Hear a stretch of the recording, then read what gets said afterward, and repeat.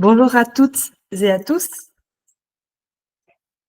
Bienvenue à ce webinaire organisé aujourd'hui par HR Alert en collaboration avec Profile Group et consacré à un sujet devenu incontournable dans le paysage RH, les freelances, les consultants, comment reprendre la main sur vos talents externes.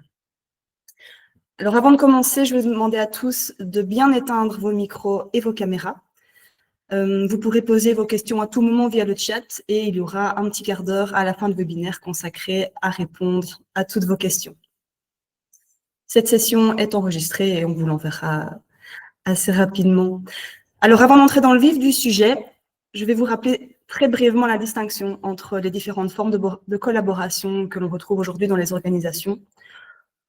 On a tout d'abord, en droit belge, le critère central qui est le lien de subordination. Dans un contrat de travail, un travailleur fournit des prestations contre rémunération, mais surtout sous l'autorité du travailleur qui organise et dirige le contrôle du travail. On est dans ce cas-là, donc, dans un cas de contrat de travail classique. Et à l'inverse, on a les consultants et les collaborateurs indépendants qui interviennent sans ce lien de subordination, avec une liberté d'organisation, une relation contractuelle d'égal à égal, généralement via un contrat d'entreprise ou de consultance. Et la réalité du terrain ne correspond plus à ce qui est écrit dans le contrat. Il peut y avoir à ce moment-là un risque de requalification avec ses conséquences sociales et fiscales qui peuvent être très importantes. Et c'est précisément cette frontière qui peut être très subtile, qui explique la nécessité d'une gestion structurée, cohérente et maîtrisée de vos talents externes. Alors c'est dans ce cadre que je suis ravie d'accueillir ce matin pour explorer ces enjeux, et comprendre comment les entreprises peuvent aujourd'hui tirer le meilleur de leurs collaborateurs externes et garantir la conformité, visibilité et cohérence dans leur gestion. Pierre Dozogne, qui partagera l'expérience de John Cockerill en matière d'intégration des freelance consultants. Et nous aurons Benjamin Condé, qui apportera une lecture globale du marché au travers des tendances et chiffres actuels. Alors, sans plus tarder, Pierre et Benjamin, je vous laisse vous présenter. Donc, merci Dora. Donc, moi c'est Pierre Dozogne, je suis en charge au fait de tout ce qui est HR Operation pour le groupe John Cockerill sur différents pays, sur la Belgique, sur la France, sur l'Inde, sur les États-Unis et autres. Et donc je suis chez John Cockerill depuis 6 ans et ça fait depuis maintenant 4 ans en fait qu'on travaille sur la gestion de nos externes à travers un MSP. Merci. Et donc Benjamin Condé, moi je travaille chez Profile Group depuis 7 ans et donc je suis responsable des différents programmes MSP qu'on a en place ainsi que de leur développement chez les futurs clients. Je vous remercie. Pierre, pour entrer dans le vif du sujet, pouvez-vous nous expliquer comment les collaborateurs externes, qu'ils soient freelance, consultants ou intérimaires, s'intègrent aujourd'hui dans l'organisation de John Cockerill? Donc, John Cockerill, aussi pour donner quelques chiffres, donc c'est 8500 collaborateurs en fait à travers le monde, c'est plus ou moins 1600 personnes sur la Belgique, 4000 sur la France. Aujourd'hui, on a plusieurs populations. On est une entreprise de projet, donc parfois en fait c'est assez cyclique que justement on a des pics d'activité. On parle ici bien de la consultance, donc des profils qui viendraient soit à travers des agences, soit en tant qu'indépendants eux-mêmes à travers leur propre société. Et aujourd'hui, on a un flux au fait de gestion à travers le MSP qui nous permet en fait d'avoir une visibilité sur quelles sont en fait les personnes qui vont venir travailler pour nous. Comment est-ce qu'ils s'intègrent aujourd'hui dans notre organisation quand ils viennent sur site, quand ils travaillent au fait avec nous en tant que personne, en tant que contributeur au fait sur des projets.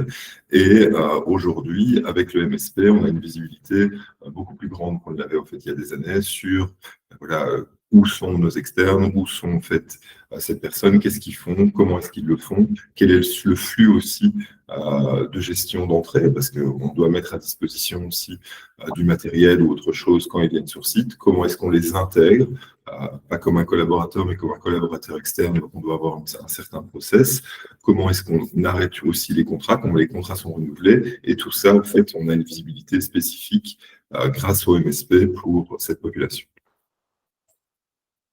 Merci. Et Benjamin, de votre côté, pourriez-vous nous donner une vue d'ensemble du marché des freelances et des consultants aujourd'hui, avec les grandes tendances que vous pouvez observer? Oui, donc la tendance principale, c'est qu'on remarque que c'est un marché qui est en pleine expansion aujourd'hui, que ce soit du côté des freelancers ou que ce soit des sociétés de consultance. On remarque que c'est un marché qui est en pleine croissance et les chiffres que nous donne Fédéron sont assez impressionnants. En 10 ans, le marché a presque doublé pour ces deux activités. Et il y a une double raison à ça. C'est d'une part, il y a une choix ou plutôt une liberté individuelle du côté des freelances, de choisir leur mission, de construire des relations durables, d'organiser leur travail comme bon il le semble, et d'avoir des missions qui soient valeureuses, porteuses de sens pour eux. Et de l'autre côté, pour les entreprises, c'est vraiment un gain de compétences spécifiques lors de pics de charge, lors de projets vraiment spécifiques comme la mise en place d'un ERP ou la gestion d'un chantier dans l'engineering, par exemple. Et ça leur permet vraiment d'avoir une approche de total talent management avec d'une part la gestion d'équipes internes sur payroll et de l'autre côté de la gestion d'externes qui viennent compléter ces équipes internes. Et les externes par les entreprises sont véritablement vus comme des agents du changement et un levier stratégique qui leur permettent de gagner en compétitivité, tout simplement. Merci beaucoup. Pierre, je reviens vers vous. Pouvez-vous me dire ce qui rend la gestion de ces populations complexe pour une entreprise comme la vôtre? En fait, tu l'as abordé le premier point et je pense que ça, c'est un point sur lequel on doit avoir le doigt sur la couture, hein, si je peux prendre cette expression. Au niveau de la conformité, il y a un cadre spécifique assez important en fait concernant justement la population externe, la consultance et autres. Il y a des règles à suivre, il y a des choses à faire et des choses à ne pas faire. Et ça commence aussi par cette question de contrat. Contractualiser au fait à son importance, contractualiser les mots qu'on va utiliser, les missions qu'on va donner, le délivrable qui doit être obtenu, la façon en fait de gérer cette partie a son importance parce qu'elle peut créer, constituer un réseau de preuves, par exemple pour une requalification. Et il faut s'assurer qu'on respecte bien justement les engagements et le principe de fonctionnement. Donc ça c'est le premier point et je pense qu'avoir une gestion de MSP, on met quelque chose en fait, qui est d'une certaine manière plus simple pour le manager pour contractualiser, parce qu'on a au fait un contrat cadre, on a un type de fonctionnement où on va contacter au fait des agences ou des autres partenaires avec une approche qui est commune, qui est validée juridiquement et qui permet de ne pas se précipiter. De mon expérience, la précipitation est toujours mauvaise conseillère et on a tendance à sauter au fait certaines étapes et à le payer plus tard. Donc cette partie conformité contrat est dans un premier temps le premier réflexe en se disant gérer une population quand même assez importante qui n'est pas négligeable. On ne peut pas engager toujours la responsabilité et se créer des problèmes. Et donc il faut avoir ça. Troisième partie, ça va être au niveau des fournisseurs. Il y a beaucoup de fournisseurs. Le marché étant en extension, on a énormément en fait de sollicitations. La gestion de ces sollicitations, aussi bien pour les équipes RH que pour les équipes procurement, que pour les managers eux-mêmes, est un enjeu. Il faut arriver au fait à canaliser au fait toute cette partie-là, puisqu'il y a des opportunités à saisir, il y a des fournisseurs à rencontrer, mais il faut avoir un système qui, pour moi, doit être faire dans son application, dans le sens où les individus rentrent là-dessus, on fait un appel d'offres, on fonctionne, ils savent aussi qu'est-ce qu'ils peuvent obtenir de John Cochrane, qu'est-ce que nous on attend d'eux, et on a une relation en fait beaucoup plus transparente et beaucoup plus équilibrée.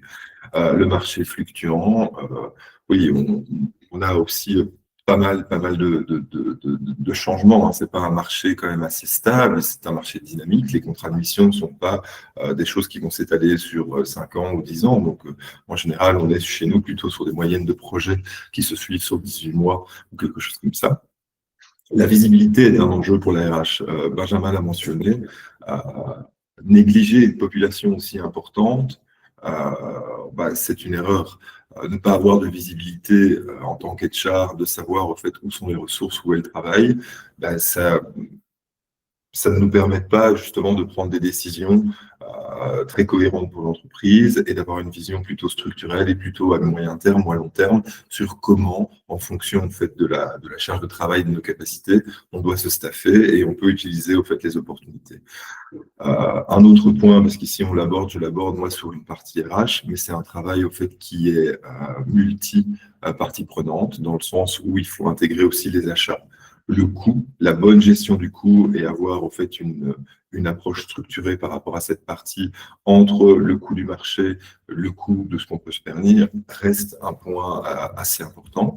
C'est une population qui peut être parfois invisible parce que si c'est une population que vous gérez simplement par PO, hein, si je peux utiliser le terme, ou par bon de commande, en fait, vous ne vous rendez pas compte au fait, de votre véritable population.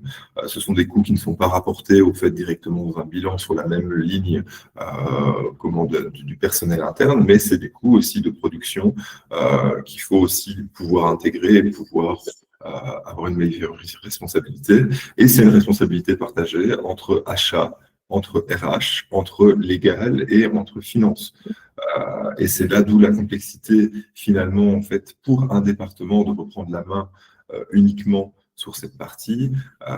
Il faut, en fait, trouver le juste équilibre entre les différents besoins de ces départements, que ce soit la finance qui veut une certaine simplification pour éviter, au fait, énormément de facturation, que ce soit les achats qui veulent que le processus soit assez faible, que ce soit la RH qui veut avoir une vision sur ces différentes populations et ces différents fonctionnements. Et donc, trouver le juste équilibre est parfois quelque chose de compliqué. Et d'avoir en fait un partenaire qui joue le rôle de SPOC sur en fait, ces différentes demandes simplifie aussi, en tout cas à mon sens, à simplifier au fait, la gestion de la population, etc. Tout à fait. Et si je peux me permettre de compléter pour les participants à ce webinaire qui ont un nombre, en tout cas, de personnel moins élevé que la vôtre, la majeure partie de ce que vous avez dit en termes d'obligations concerne tout le monde. Et c'est vraiment bien de pouvoir s'en rendre compte et de prendre les choses en main pour éviter tout débordement.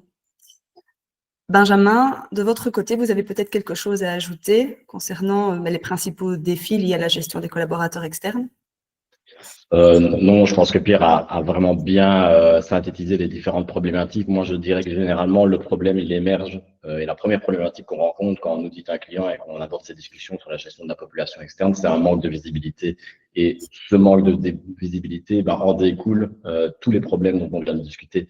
C'est difficile d'avoir une harmonisation contractuelle ou d'avoir un contrôle des coûts à partir du moment où on ne sait pas combien d'externes il y a, on ne sait pas combien de contrats il y a. Et donc, c'est ça que le MSP, dans un premier temps, apporte au final, c'est une visibilité sur une population qui, par le passé, en fait, n'est pas du tout visible.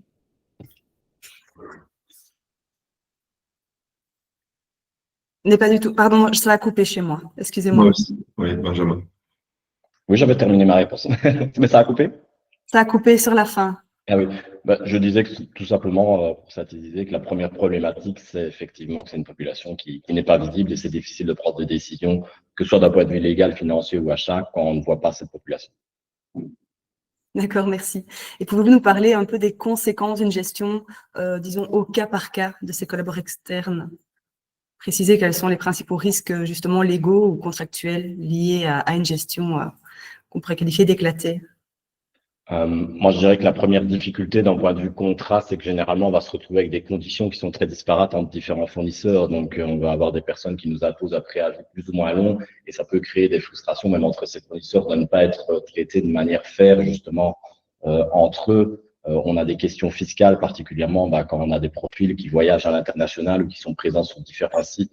Et donc, ne pas avoir une harmonisation ou un cadre autour de ça, c'est un problème. Et puis, il y a effectivement toute la question de la requalification de faux indépendants. Il faut un contrat solide aussi en direct avec les prix pour s'assurer qu'on ne soit pas touché par ce type de problématique.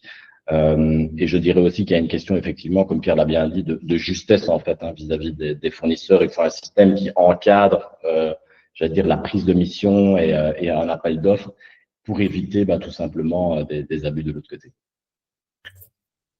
Merci. Et Benjamin, j'ai encore une question, mais pouvez-vous nous expliquer simplement ce qu'est un MSP? Oui, donc il y a deux éléments. Il y a d'abord le scope que couvre le MSP. Donc la première chose, c'est que ça couvre toute la gestion en fait de sélection des fournisseurs et de sélection, en tout cas de shortlistage de consultants. Il y a toute la partie gestion de la conformité légale et toute la partie en fait administrative du cycle de vie en fait d'un consultant ou d'un freelance. Et donc très concrètement, un MSP, qu'est-ce que c'est? C'est avant tout une plateforme. Donc c'est un VMS, un Vendor Management System, qui va nous permettre en fait de nous apporter de la visibilité en intégrant toute la partie contractuelle, toute la partie timesheet, toute la partie expense et toute la partie gestion du processus de recrutement. Ensuite, c'est la mise en place d'un contrat cadre qui se met directement dans l'outil, le VMS. Et généralement, le déploiement de MSP s'accompagne du déploiement d'une équipe sur site, en fait. Et donc là, ici, c'est des experts de Profile Group qui viennent gérer cette population au quotidien. Et le dernier élément, il ne faut pas le négliger. Évidemment, le MSP, c'est un engagement de réduction de coûts et une simplification de la facturation. Parce que selon le modèle qu'on met en place, on peut par exemple avoir une facturation unique. Là où par le passé, les départements comptabilité, je pense par exemple de John Cockerill, traitaient 150, 200, 250 factures liées à la consultance tous les mois. Ici, tout est centralisé via un MSP et c'est une seule facture unique qui est retransmise vers le client final. Merci. Et au niveau de la mise en place du MSP, Pierre, concrètement, comment ça s'est passé chez John Cockerill? Quels en ont été les grands jalons? Alors, comme je l'ai dit, au fait, l'importance, dans un premier temps, c'est vraiment en fait de rallier toutes les parties prenantes qui sont justement impliquées au fait sur la gestion des externes, que ce soit de près ou de loin. Et c'est de pouvoir mettre les besoins de chacun sur la table. Et les besoins de chacun, ils peuvent être... Pardon, j'ai mon PC qui s'arrête, je ne sais pas pourquoi. On t'entend bien en tout cas. Oui. Okay. Bon, vous m'entendez, moi je ne vois pas. On entend. Donc, le début vraiment en fait de cette partie, c'est de pouvoir mettre les besoins en fait sur la table. Une fois que les besoins sont sur la table, il y a un travail de fond pour justement en fait commencer à se poser la question de qu'est-ce qu'on a besoin, comment est-ce qu'on va le faire, quelle est la possibilité au fait qu'on a en interne. Et tout ce travail-là, au fait, c'est vraiment du changement. Et ce qu'on a en fait apprécié au fait sur cette partie, c'est de pouvoir non pas avoir un process qui s'impose à l'entreprise, mais pouvoir finalement en fait créer un process qui répond et qui s'adapte en fait à l'entreprise. Le coût du changement pour tout projet, que ce soit RH, que ce soit business, il est souvent négligé. Il est souvent négligé dans le sens où, ok, demain on le fait différemment, mais pourquoi on le fait différemment? Il y a des raisons aussi qui s'imposent à nous. Et cette partie a été, au début, c'est très très lent parce que tout le monde doit venir sur le table et ainsi de suite. Puis on doit trouver un compromis un peu à la belge sur comment on va fonctionner, mais en créant de la valeur. Et donc toutes les parties, que ce soit l'achat, que ce soit au fait les départements financiers, les départements légaux, ont été impliqués dès le début. Les managers avec un plan de changement, un plan de mise en place pour justement pouvoir répondre aux différents besoins. On a fait ça au fait étape par étape, donc on a commencé au fait par certains départements parce que le volume au fait au début était compliqué. Après c'est un choix. Maintenant on fait des implémentations plutôt par entreprise parce qu'on se rend compte aussi que les fournisseurs avec qui on travaille, ils peuvent travailler avec un département, mais ils peuvent travailler avec un autre département et faire une gestion en fait en parallèle avec une partie sur un système, une autre partie pas sur un système, ça rend les choses un peu plus compliquées.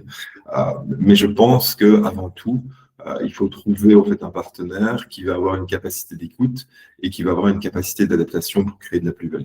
Vouloir imposer un système qui marche, le système qui marche chez nous ne marchera pas peut-être forcément chez une entreprise parce que tout le monde a une taille, des besoins différents et il ne faut pas les négliger si on veut avoir l'adoption. L'adoption reste pour moi l'élément le plus important en fait dans un MSP parce que tout le monde doit avoir le même réflexe de quand on parle justement d'un externe, on le renvoie vers en fait le département et on renvoie en fait toutes ces questions à un process et on ne gère pas ça sur le côté. Et ça, pour moi, c'est vraiment un critère de réussite. Merci. Et Benjamin, pour compléter, comment le MSP aide concrètement à concilier la sécurité juridique, la flexibilité et la visibilité? Je dirais que le point important, c'est une centralisation. Tout simplement, le VMS permet, par exemple, d'un point de vue juridique, de centraliser tous les contrats. Et donc, on a une vue directement sur qui a un contrat, qui est en cours d'extension, qui doit être prolongé. Et tous ces éléments-là apportent, je vais dire, une sécurité juridique dans un premier temps. Et sur la question de la flexibilité, le MSP me permet de mandater en fait très très rapidement des partenaires qui ont été qualifiés par le MSP pour répondre à des besoins plus ou moins urgents pour le business. Donc, un exemple très concret, si on a une démission, si on a une prise de projet qui induit un pic de charge dans les équipes, le MSP permet de gagner en flexibilité parce que très rapidement, vous pouvez avoir accès au marché de la consultance et au marché des externes. Merci. Et donc, Pierre, également pour revenir sur ce que vous disiez, c'est un peu un outil donc, sur mesure. Quelles ont été les améliorations et les bénéfices que vous avez pu constater, que ce soit d'un point de vue des ressources humaines, des achats ou encore du côté opérationnel? Alors, aussi surprenant que ça puisse paraître, un des points en fait qui était important pour moi au niveau de cette visibilité au fait du Total Talent Management, à partir du moment donné au fait où on a une vision et la RH reprend une vision sur les missions qui sont données aux externes, ça ouvre au fait le champ des possibles aussi pour les internes. Je m'explicite, et c'est peut-être contre-intuitif, mais c'est la réalité. Le fait de savoir qu'on a potentiellement une mission de 18 mois, de 20 mois, de 15 mois sur un projet très spécifique avec un délivrable, à la place parfois au fait d'aller chercher au fait une compétence externe sur un business. On a plusieurs business chez nous, donc parfois la communication peut être pas efficace. Ici, avec ce point de centralisation, on a cette vision. Et cette vision peut nous permettre aussi de proposer au fait d'autres opportunités à nos internes et de mieux utiliser nos ressources. Comme je l'ai dit, c'est contre-intuitif, mais le fait de ne pas savoir au fait qu'est-ce qui joue, qu'est-ce qui pour un RH, quelle est vraiment la vraie capacité d'un workforce planning opérationnel, le fait d'avoir une visibilité dessus, ça change beaucoup de choses. Deuxième chose, le fait d'avoir être impliqué aujourd'hui au fait dans la qualité des profils, c'est aussi s'assurer d'un bon matching entre les individus, les entreprises avec qui on travaille et nos collaborateurs internes. Alors, évidemment, il y a une question de délivrable, il n'y a pas une question là-dessus, mais au quotidien, c'est quand même des collaborateurs avec qui on échange, on travaille et on doit justement avoir les mêmes valeurs, les mêmes principes peut-être sur comment on voit et qu'est-ce qu'on attend en fait de l'autre. Et ça, je pense que ça ramène aussi une partie plus qualitative et une partie plus efficace par la suite de ces collaborateurs. Ensuite, efficacité et gain de temps, pour nous, oui, c'est un gain de temps. On a une vue, on sait quand la charge arrive. Évidemment, l'optimisation des coûts, ça reste un point aussi important de pouvoir négocier avec des volumes plus importants ou d'avoir un processus de mise en concurrence. Et la conformité et la centralisation, pour moi, reste un point primordial dans le sens où on respecte la législation, on doit respecter la législation et on doit travailler correctement et éviter cette gestion au cas par cas, comme on le mentionnait tantôt, où cette gestion au cas par cas fait que le risque est démultiplié et la visibilité sur le risque est moins grande. Si vous avez 300 externes et que vous avez 300 contrats différents, ça peut devenir en fait très très compliqué au quotidien de savoir qu'est-ce que vous pouvez faire et qu'est-ce que vous ne pouvez pas faire et quels risques vous avez. Merci. Par rapport, donc, Benjamin, aux participants qui souhaiteraient ou qui se poseraient la question pour pouvoir mettre en place un MSP au sein de leurs entreprises, quels sont les critères pour pouvoir mettre cet outil en place? Il y en a plusieurs. Je dirais qu'à nouveau, le premier, c'est un besoin de visibilité. À partir du moment où vous ne savez pas combien d'externes vous avez, vous ne savez pas combien de contrats sont signés ou non, si c'est des bons de commande ou si c'est autre chose, se dire je veux avoir une visibilité sur cette population et je veux l'approcher proactivement, comme Pierre le disait, avoir une approche total management. On a une vision claire à la fois sur les ressources internes et sur les ressources externes et comment est-ce qu'on les gère. Ça, c'est un besoin, moi, je dirais, primaire pour la mise en place d'un MSP. Il y a la question évidemment du volume. Alors moi, je nuancerais parce que vous pouvez avoir 200 externes, ça peut être une population importante. S'ils sont répartis au sein du bureau d'études auprès de 4 fournisseurs, ça reste une gestion qui est saine, je viens de dire, de sa population d'externes. Par contre, si vous avez 50 freelance avec 50 contrats différents qui font des projets à l'international, qui se déplacent régulièrement avec des conditions chacun particulières, c'est beaucoup plus difficile de gérer ces 50 externes au final qu'une population de 200 qui sont très bien cadrés. Donc le volume est là, mais il faut le nuancer. Je dirais que le besoin d'avoir des compétences rares ou niches, un exemple très concret chez John Cockerill, ils ont pas mal de chantiers à l'international, de mise en service d'équipements très complexes et de technologies spécifiques sur le marché. Il faut faire appel à des fournisseurs qui ont la capacité de répondre à ce besoin-là.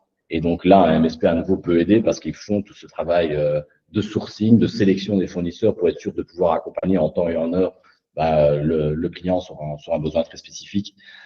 Si vous avez beaucoup de contrats différents et des contrats inégaux aussi avec différents fournisseurs, ici, c'est l'occasion d'harmoniser en fait ce qui se fait d'un point de vue juridique et légal.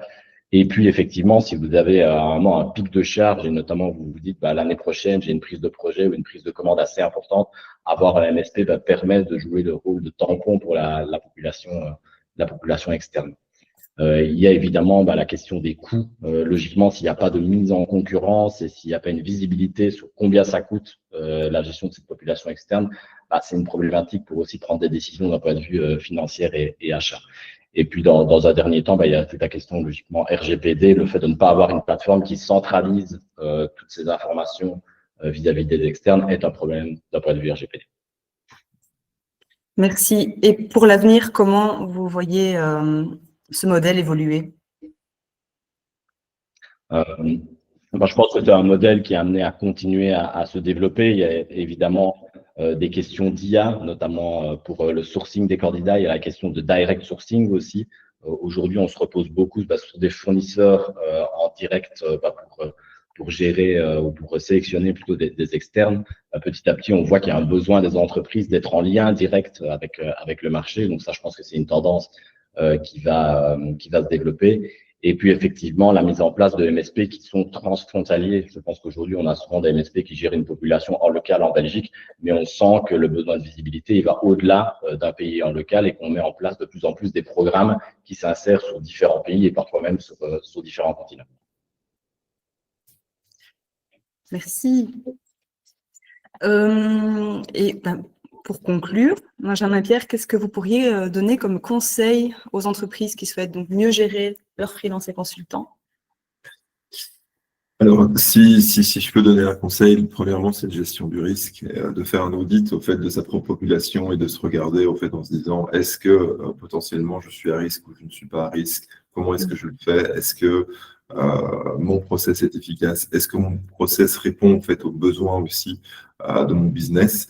Et est-ce que mon process me permet au fait d'absorber au fait les capacités ou les demandes ou les besoins dans les prochaines années, par exemple? Je pense que se poser cette question-là et avoir la réponse, ça permet déjà de faire le premier état des lieux, de savoir si c'est assez solide, c'est assez robuste en fait pour avancer. Par la suite, je pense qu'une entreprise n'est pas l'autre. Et d'impliquer au fait tous les parties prenantes si la réponse est non, on a besoin en fait d'améliorer, appliquer tous les parties prenantes dès le début et avoir au fait leur adoption sur le principe, je pense est vraiment nécessaire parce que ou sinon on n'arrivera pas à avoir justement une solution qui répond à tous les besoins. Avoir une solution qui est drivée simplement par la RH ou drivée simplement par les achats, ça méprise ou ça efface une partie des réels enjeux de notre gestion des consultants d'une façon globale. Donc, c'est une approche commune, c'est trouver un partenaire avec qui on peut avoir confiance, qui va pouvoir s'adapter, qui va pouvoir justement apporter une plus-value, et puis de lancer au fait cette démarche. Cette démarche, elle peut être multiple. C'est pas une vision de la gestion des externes, malheureusement, au niveau RH, c'est pas forcément quelque chose qui est demandé de base, mais c'est quelque chose qui fait partie au fait de vos forces de travail d'une certaine manière, et donc il faut aussi pouvoir s'ouvrir à cette partie-là si ça fait partie de vos ressources. Donc voilà, je pense que dans un premier temps, commencer par un audit, travailler avec les différentes parties prenantes au sein de l'entreprise, et puis se dire quelle est la plus-value, comment en fait on peut pouvoir gérer cette population demain. Pour moi, en tout cas, ça a été mon cheminement. Merci. Benjamin? Oui, pour compléter, moi je dirais que le conseil que je donnerais, c'est de passer d'une approche réactive où voilà, on gère une crise, on a un projet qui arrive, on a un problème juridique, à une approche beaucoup plus stratégique de cette population. Je pense que Pierre l'a mentionné à plusieurs reprises, mais c'est vraiment avoir une approche en fait un peu d'operational workforce planning, c'est de total talent management, et donc de traiter en fait cette population d'externes, non pas comme une population invisible qu'on gère quand il y a une problématique, mais la traiter comme un véritable atout stratégique et qui fera un véritable différenciateur de marque et un gain de compétitivité face à vos concurrents, tout simplement. Et je dirais que la première étape pour ça, c'est effectivement de faire un audit avec les différentes personnes qui ont l'ownership de cette population, donc la finance, les achats, les RH et les achats. Merci. Benjamin, je peux revenir sur la question précédente où on a brièvement évoqué l'intelligence artificielle. Est-ce qu'actuellement, des algorithmes peuvent aider à sélectionner les bons consultants freelance pour certaines missions spécifiques? Ou est-ce qu'à l'avenir, c'est envisagé? Je pense que dans la plupart des VMS, il y a déjà un outil de pré-matching qui est inséré. Je pense que c'est la même chose pour les application tracking systems pour la gestion des candidatures internes. Donc oui, c'est quelque chose qu'on retrouve de plus en plus. Je pense que c'est aux prémices, ça se développe et ça va continuer à se développer. Merci beaucoup. Alors, je ne sais pas s'il y a des questions. Actuellement, pas dans le chat, mais n'hésitez donc pas à poser vos questions. Moi, j'en ai une encore. Par rapport, donc, on parle justement d'essayer de recentrer les contrats, mais dans quelle mesure on laisse une flexibilité justement dans la négociation et comment on peut intégrer ces éventuels éléments négociés dans le MSP? Avoir une vue d'ensemble, je veux dire, sur certaines, je sais pas, catégories ou certains points d'attention sur des dérogations. Les dérogations, en fait, elles doivent être cadrées. Les principes, pour moi, de base, sur les responsabilités, sur le fonctionnement et ainsi de suite, malheureusement, en fait, on doit la gérer d'une façon, je vais dire, unique. Maintenant, des dérogations, en fait, les dérogations, la problématique, c'est que ça revient au niveau du cas par cas. Alors, il y a certaines choses, évidemment, qui sont négociables, il y a certaines choses qui sont différentes, mais il y a des principes de base qui doivent fonctionner. Donc, le fonctionnement aujourd'hui qu'on a, c'est qu'on a un contrat cadre et puis on a un contrat de mission. Et ce contrat cadre, en fait, fait le fonctionnement, en fait, juridique, relationnel, de comment on promet, au fait, justement, des timesheets, un process, une facture ou autre. Et on a en fait le contrat de mission qui, lui, va plutôt parler des livrables qui sont attendus et des prestations en tant que telles. Et on va essayer de diviser en fait les deux parties pour avoir justement en fait un point unique sur lequel malheureusement on ne peut pas négocier parce que c'est un accord qui implique aussi bien les achats que la finance, que la RH, que nos prestataires ou autres, et puis la partie de mission qui là est propre et spécifique à cette partie. Des dérogations, la problématique des dérogations, c'est que d'une certaine manière, c'est une porte ouverte à pas mal d'exceptions. Et en général, parfois c'est motivé et ça fait sens. Mais du coup, on doit se reposer la question de comment est-ce qu'on le gère et on peut trouver des solutions. Mais parfois, au fait, ça va contre-indiquer au fait le respect même de certaines règles ou autres. Et dans ce cas-là, on doit simplement dire non. Parce qu'on peut prendre un risque au fait qu'on ne veut pas accepter. Merci. Et que se passe-t-il si on s'aperçoit qu'un consultant ne correspond finalement pas à la culture de l'entreprise ou aux attentes de l'équipe? Est-ce qu'il y a une procédure de remplacement ou des ajustements contractuels qui sont mis en place? Donc, alors, il y a un point en fait dont on n'a pas parlé, mais j'ai envie de parler pour réagir en fait à cette question que tu as posée à Benjamin sur la partie IA. Ici, on a parlé d'un MSP, mais il ne faut pas oublier, le point le plus important, c'est une interface humaine. C'est une équipe, c'est des individus, c'est des gens en fait, qui rencontrent, qui parlent, qui discutent, qui échangent. Alors évidemment, on est des humains, donc on fait tous des erreurs, et donc ça peut arriver justement d'avoir un non-matching, des livrables qui sont pas repris, qui ne sont pas faits, et ainsi de suite. L'avantage, au fait, de ce contrat cadre, de ces contrats de mission, c'est que les conditions contractuelles, au fait, sont dans les deux sens. Et donc, à partir du moment donné où nous, voilà, on sent qu'on n'a pas les délivrables qu'on veut, qu'on ne fonctionne pas, au fait, de la façon dont on veut, on n'a pas cette rentrée-là, on a la possibilité, et c'est mis directement dès le début, de mettre un terme vis-à-vis, au fait, de certaines conditions spécifiques qui sont négociées. Et de la même façon, le prestataire qui s'engage au fait pour quelque chose si ce n'est pas un délivrable ou autre, a sa responsabilité au fait que La difficulté pour moi toujours, c'est cette question de manager les attentes en fait de l'autre, quelle que soit la forme en fait de la relation contractuelle qui nous unisse. À partir du moment donné où cette partie a été négociée, signée, validée au fait entre nous, ça nous évite une incompréhension. Et ça, je pense que c'est un point aussi très important de garder là-dessus. Si je sais à quoi j'ai le droit, je m'attends ou je fonctionne, c'est beaucoup plus facile à un moment donné de se dire ça ne fonctionne pas pour cette raison-là ou pour cette raison-là. Et on se renvoie justement à la partie délivrable ou autre. Alors évidemment, je vois où la question peut arriver aussi en se disant est-ce que quelque chose de culturel ne peut être une raison suffisante pour mettre un terme au fait de contrat? Non. Mais malheureusement, en fait, quand quelque chose ne passe pas, ça a une implication en fait sur les délivrables. Donc, c'est les délivrables au fait qui viennent à ce moment-là, au fait, justifier à un moment donné une fin de mission ou une fin de contrat.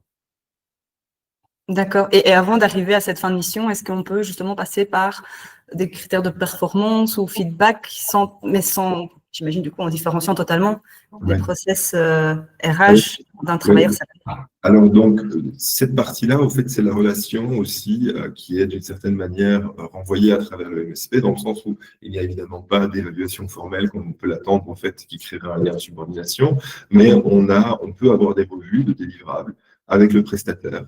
Et ces revues de délivrables aussi sont mises en place, que ce soit de façon générale pour noter au fait les performances aussi des prestataires, ou que ce soit sur des missions spécifiques et en fonction en fait des différents jalons.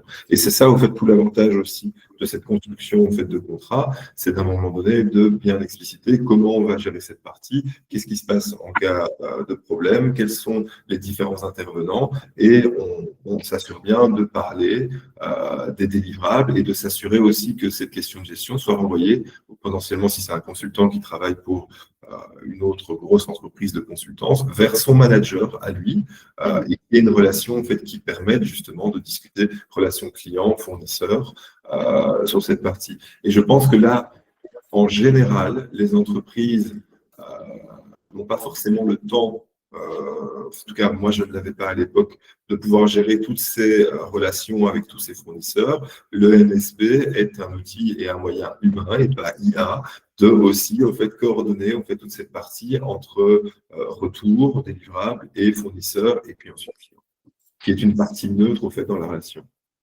Oui, et pour compléter peut-être le point de Pierre sur la partie performance, on n'a pas un rôle d'évaluateur direct des consultants ou des indépendants, mais par contre, on a un rôle d'évaluation de la performance des agences, en fait. Et donc là, on crée une relation avec eux, on fixe des objectifs et on a des critères assez clairs comme le taux de candidats qui arrivent en shortlist, le taux de placement, le respect de la carte de prix, les respects des process de manière générale au sein de John Cottrell.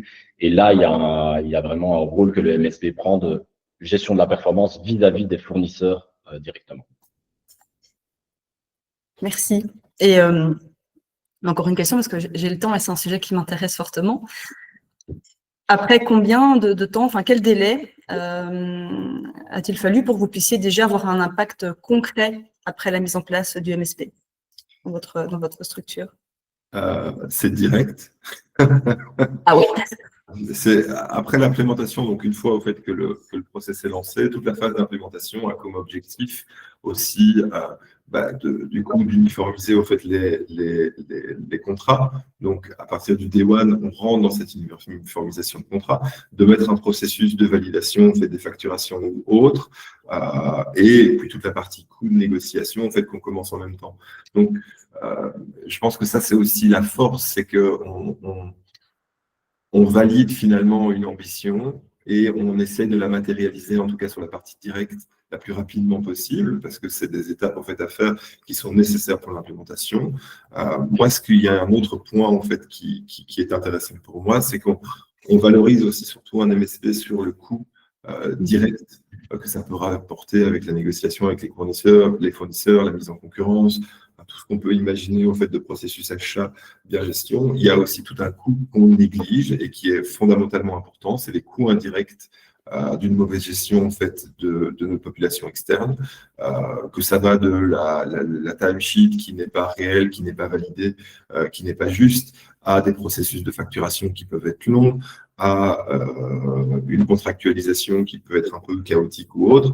Tous ces coûts indirects, finalement, en fait, on a tendance, on ne sait pas les matérialiser de la même façon parce qu'on ne sait pas voir ce qu'on n'a pas vu, ce qu'on ne sait pas. Mais par contre, on sait le lendemain les auditer, mettre un processus de validation et autres qui permettent de les éviter et de remarquer au fait certaines erreurs. Voilà. D'accord, merci. Et par rapport, on ne l'a pas invoqué, mais par rapport au conflit d'intérêts, dans le cas où vous aurez un consultant à temps partiel qui travaillerait pour un concurrent, par exemple, est-ce que le MSP peut vous aider à gérer ce type de situation? Alors, de un, si un consultant travaille à temps partiel sur un concurrent, moi, je ne suis pas censé le savoir. La liberté individuelle au fait de l'individu de contractualiser au fait comme il veut. On a une partie de responsabilité de non-divulgation des informations en fait, qui sont dans le contrat. Donc, on peut potentiellement mettre des garde-fous sur voilà, pas le partage en fait, des informations et pas le partage en fait, de certaines ressources. Maintenant, de dire qu'on peut interdire